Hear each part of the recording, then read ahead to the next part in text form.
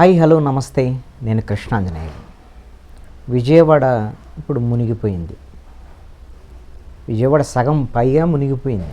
శివారు గ్రామాలన్నీ, శివారు కాలనీలన్నీ మునిగిపోయినటువంటి 3 రోజుల నుంచి నీళ్ళలోనే ఉన్నాయి. గతంలో కర్నూలు మునిగిపోయింది. ఏం ఆంధ్రప్రదేశ్లో విజయవాడ కర్నూలు ఇవేం కాదు, ఇంతవరకే పరిమితం కాదు. చాలా సందర్భాల్లో ఒక రోజంతా గట్టి వాన పడితే హైదరాబాదు ముంపుకు గురవుతూనే ఉంటుంది.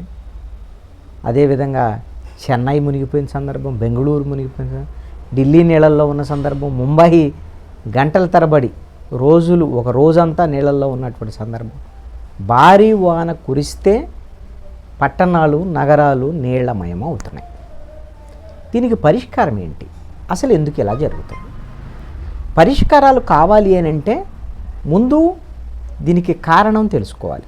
ఎందుకు ఇలా జరుగుతుంది అనేటువంటిది మొదట తెలుసుకోవాలి. ఏంటి దీనికి కారణము?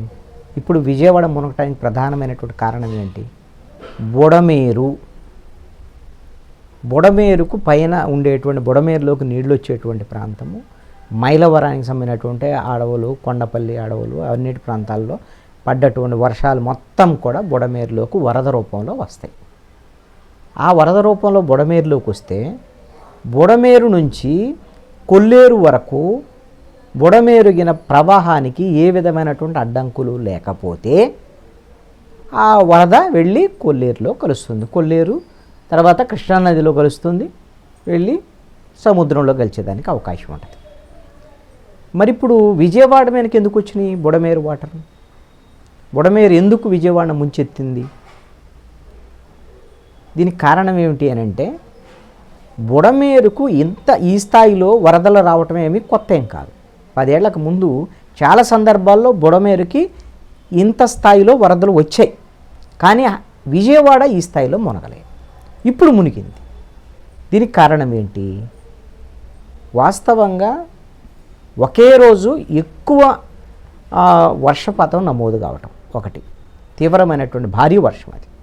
రెండవది, బుడమేరు సంబంధించినటువంటి నీళ్లు, బుడమేరు గేట్లు ఎత్తివేసిన తర్వాత దాని నీళ్లు మొత్తం కూడా సరైన రీతిలో పల్లం వైపు అంటే కొల్లేరు వైపు వెళ్ళటానికి ఆటంకాలు ఏర్పడ్డాయి. ఎందుకు? ఆక్రమణలు వచ్చాయి. ఈ 10 ఏళ్ల కాలంలో ఇంత తీవ్ర స్థాయిలో కొల్లేరుకు వరద రాలేదు కదా, బుడమేరుకు వరద రాలేదు కదా. కాబట్టి ఎక్కడికక్కడ ఇంకేముందిలే అనే దాని మీద బుడమేరును ఆక్రమించటం మొదలైంది. అంటే ఆక్రమణలు అనేటువంటిది ప్రధానమైనటువంటి కారణం. ఈ ఆక్రమణలు ఎవరు చేశారు? దీంట్లో చిన్నవాళ్ళ దగ్గర నుంచి పెద్దవాళ్ళ దగ్గర నుంచి అధికారాల్లో ఉండేటువంటి వాళ్ళు అందరూ ఉంటారు. ఇదేదో ఒక పార్టీకి సంబంధించినటువంటి వ్యవహారమో లేదా ఇంకో పార్టీకి సంబంధం లేకపోతే ఇదేమీ కాదు. తిలా పాపం తలా పిడికెడు అన్నట్లుగా అందరి పాత్ర దీంట్లో ఉంటుంది. ఈ ఆక్రమణలో చూసి చూడనటువంటి వ్యవహరించేటువంటి అధికారులు, ఈ ఆక్రమణలో నిర్మాణాలు చేయడానికి అనుమతులు ఇచ్చేటువంటి అధికారులు, వీళ్ళందరూ బాధ్యులే. ప్రధానమైనటువంటి పరిష్కారం ఏంటి దీనికి? ఇంకా ముందు వాగులు, వంకలు, చెరువులు, నదులు, వీటికి సంబంధించినటువంటి వరదలు వచ్చినటువంటి పరిస్థితుల్లో ఆ ప్రవాహానికి ఏ విధమైనటువంటి అడ్డు లేకుండా, ఆక్రమణ లేకుండా చూడాల్సినటువంటి బాధ్యత పాలకుల మీద, ప్రభుత్వం మీద, అధికారుల మీద ఉంటుంది. ఇది ప్రధానమైనటువంటి పరిష్కారం. అయితే విజయవాడ ఒకవేళ ఎలా ముంపుకు గురైతే దీని నుంచి ఎలా బయటపడవచ్చు అనేటువంటి దాని మీద ఇప్పటికే ప్రభుత్వాలు ఆలోచించాయి. 2014లో ఆంధ్రప్రదేశ్లో తెలుగుదేశం, బీజేపీ అధికారంలోకి వచ్చిన తర్వాత, కేంద్రంలో ఎన్డీఏ ప్రభుత్వం అధికారంలోకి వచ్చిన తర్వాత 2014లో విజయవాడకు సంబంధించి ఈ విధమైనటువంటి ముంపు వాటర్ మొత్తం బయటికి వెళ్ళిపోవటానికి వీలుగా స్ట్రోమ్ వాటర్ డ్రైనేజ్ ఈ సంబంధించినటువంటి దీనికి 460 కోట్ల రూపాయలు కేంద్ర ప్రభుత్వం కేటాయించింది.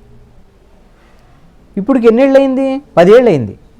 ఇది గిన పూర్తయి ఉంటే ఒక రకంగా ఇప్పుడు బుడమేరుకు సంబంధించినటువంటి ఇంత వరద వచ్చినా సరే అవి వెళ్ళటానికి గిన స్ట్రోమ్ వాటర్ డ్రైనేజ్ ఇవంతా గిన పూర్తయి ఉంటే అసలు ఈ స్థాయిలో ముంపుకు గురయ్యేటువంటి పరిస్థితి ఉండేది కాదు. మరి ఏం జరిగింది? 2018 వరకు ఆంధ్రప్రదేశ్లో ప్రభుత్వము 2018-19లోనేమో కేంద్ర ప్రభుత్వంతో ఆంధ్రప్రదేశ్ గొడవ, ఇవన్నిటితో 460 కోట్లలో సుమారుగా ఒక 200 కోట్ల వరకు పనులు జరిగాయి. ఏది మొదటి 5 ఏళ్ళలో 2019 మధ్యలో. 2019-24 మధ్యలో వైఎస్ఆర్ కాంగ్రెస్ పార్టీ ప్రభుత్వం యొక్క ప్రయారిటీస్ మారిపోయినాయి. కేంద్రం నిధులు ఉన్నాయి, ఆ పనులు చేయొచ్చు. ఆ పనుల విషయంలో కొంత నిర్లక్ష్యం ఉంది, పూర్తి కాలేదు. ఇప్పుడు ఏమైంది? ఈ విధమైనటువంటి వరద ముంపుని ఈ రోజున ఎదుర్కోవాల్సినటువంటి పరిస్థితి వచ్చింది. ఇప్పటికైనా సరే ఆ వరద నీటిని బయటికి పంపించేటువంటి ఆ స్ట్రోమ్ వాటర్ డ్రైనేజీకి సంబంధించినటువంటి దాన్ని మొత్తాన్ని, ఆ స్కీమ్ని పూర్తి చేయాల్సినటువంటి బాధ్యత ప్రభుత్వం మీద ఉంటుంది. అదేవిధంగా ఇప్పుడు బుడమేరు వాగు పొంగింది, అదేవిధంగా మున్నేరు, ఇంకా చాలా వాగులు ఉన్నాయి. ఈ వాగులు పొంగితే ఒకవేళ తీవ్రమైనటువంటి వర్షం పడితే వాటికి అడ్డుగా ఉండేటువంటి కట్టడాలు, వీటికి సంబంధించినటువంటి విషయంలో వాటి తొలగింపు మీద చర్యలు తీసుకోవాలి. అది విజయవాడ కావచ్చు, అదేవిధంగా కర్నూలు కావచ్చు, లేకపోతే విశాఖపట్నం కావచ్చు, ఏలూరు కావచ్చు, ఏ సిటీ అయినా సరే ఈ ఆక్రమణల మీద దృష్టి సారించాల్సినటువంటి అవసరం. ఇప్పుడు హైదరాబాదు కళ్ళు తెరిచింది. రేవంత్ రెడ్డి ముఖ్యమంత్రి అయిన తర్వాత హైడ్రాని ప్రత్యేకంగా ఏర్పాటు చేసి ఐపీఎస్ ఆఫీసర్ని పెట్టి మొత్తం చెరువులు ఎక్కడైతే ఆక్రమణకు గురైనటువంటిదో మొత్తం తొలగించేటువంటి ప్రయత్నం చేస్తున్నారు. మొన్న నాగార్జునకు సంబంధించినటువంటి ఎన్కన్వెన్షన్ కూలగొట్టినటువంటి వ్యవహారం, ఇవన్నీ కూడా ఇప్పుడు పెద్ద చర్చ జరుగుతున్నటువంటి అంశం. మన ఆంధ్రప్రదేశ్లో కూడా హైడ్రా తరహాలో ఒక ప్రత్యేకమైనటువంటి విభాగాన్ని ఏర్పాటు చేసి కృష్ణానది, గోదావరి, మిగతా నదులకు సంబంధించినటువంటి పెన్నా, అది అన్ని నదులకు సంబంధించినటువంటి ఎక్కడైతే ఈ విధంగా వరద నీటికి అడ్డుగా ఉండేటువంటి ఆక్రమణలు ఏమిటి, అదేవిధంగా ఈ వాగులు, అదేవిధంగా చెరువులు, వీటికి ఉన్నటువంటి ఆక్రమణలు ఏమిటి, ఇవన్నిటిని గుర్తించి తొలగించాల్సినటువంటి బాధ్యత ఉంటుంది.